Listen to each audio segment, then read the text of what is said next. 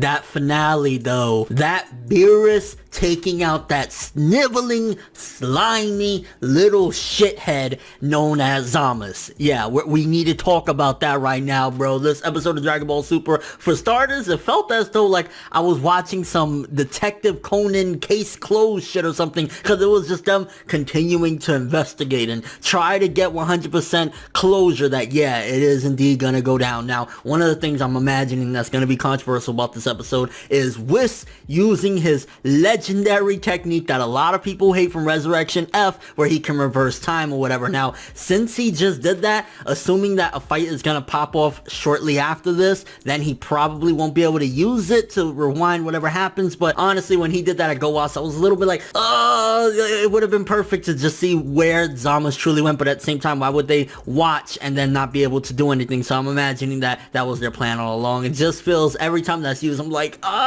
you know, it disrupts a little bit of the epicness, you know what I'm saying? Another thing in this episode is Trunks kind of moping around because once again he feels like he can't do shit. And I mean, it's definitely a radical departure from the Trunks that we seen back in the Android saga, because when he came, he was like, yo, we gotta get the mission done, and you know, he was really forceful about everything, and now he's just kind of like, you know, depressed. And you gotta understand that this is a Trunks, this ain't a Trunks that just, you know, witnessed the androids and his people dying. This is a Trunks that had all of that happen, had to go back and think he finally saved the world against Cell and stuff like that. Then he had to go and stop the world from getting devoured by Boo by stopping Babidi and Deborah. Then on top of that, he had to deal with Black and Zamasu. So this is a Trunks that had to deal with 10 times more shit than the Trunks that originally came to our timeline had to. Like, you know, he's had a lot more bullshit happen to him since then. So that's why he's gonna be that way. It's not that Trunks became a shitty character or anything like that. It's like, just when you think, finally, I've achieved peace, you know, everything is over, you continue to have hell come to earth and you're by yourself, you know? Like, he just finally started getting a couple of comrades and having Mai, a love interest and stuff like that,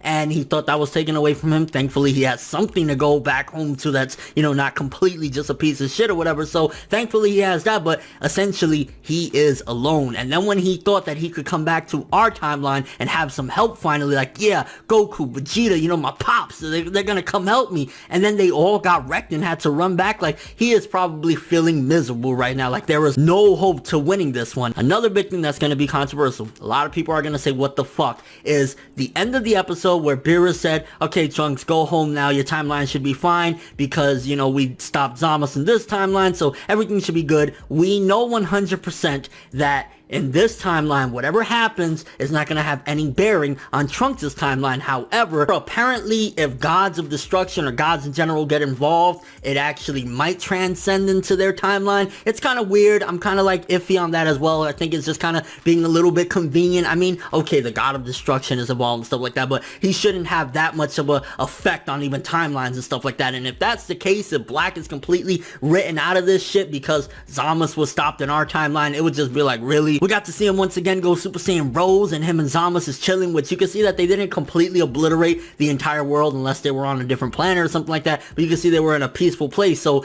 they're still around. And it's like, if you get rid of Black like that off screen, that would be horrible. I'm assuming that that's not gonna happen at all, but like, if that was the case, I'd be like, come on, bro, stop. The little Trunks versus big Trunks fight was kind of funny. It was more so, I think, an internal conflict that was kind of brought out physically in a sense, because it's like, you know, the old Trunks, the innocent Trunks or whatever, with the new Trunks that's just kind of beaten down and stuff like that. He needed a little kick in the ass to say, hey, you know, things is gonna work out, don't worry about it. Although we did see a couple of scrapes on adult Trunks' face, so like, don't take little Trunks lightly, boy. And honestly, there were a couple other things in this episode, but the three major things about this episode, one is that Zamasu was stopped by Beerus and Whis. Like, you know, he completely was obliterated. That was so fucking epic. I loved it. Beerus just saying, yo, Pa, you're done, get out of here. Like, that was awesome. One of the things that is going to be controversial, and I'm kind of on the fence about it because I felt the same way with Resurrection F, was Whis rewinding time. Now, granted, this was a little more pre-planned, so obviously they were watching, and Whis wasn't going to let anything happen to Gowas to begin with, so it's a little bit more forgivable than Resurrection F that just popped out of nowhere. And then the whole thing about Beerus' involvement, all of a sudden changing shit that's supposed to happen in Trunks' timeline, that all of a sudden Zamasu and Black are supposed to be spit out of existence. Like, hopefully that's not the case at all, because that would really suck. So I'm hoping that that's just like Beerus maybe wishful thinking, or maybe it's a difference because Zamasu in that timeline as well is a god or something like that, or maybe because he's immortal it won't have effect. And remember, he was wished immortal with the Super Dragon Balls. Which, speaking of, as well, in this episode we find out that Black is not immortal, so Black dying could potentially have an effect on the immortal Zamasu. And with all that being said, fantastic episode yet again. Zamasu in our timeline stopped. A couple of little things that I would say, yeah, it's kind of like controversial. Like, honestly, Whis using that power, I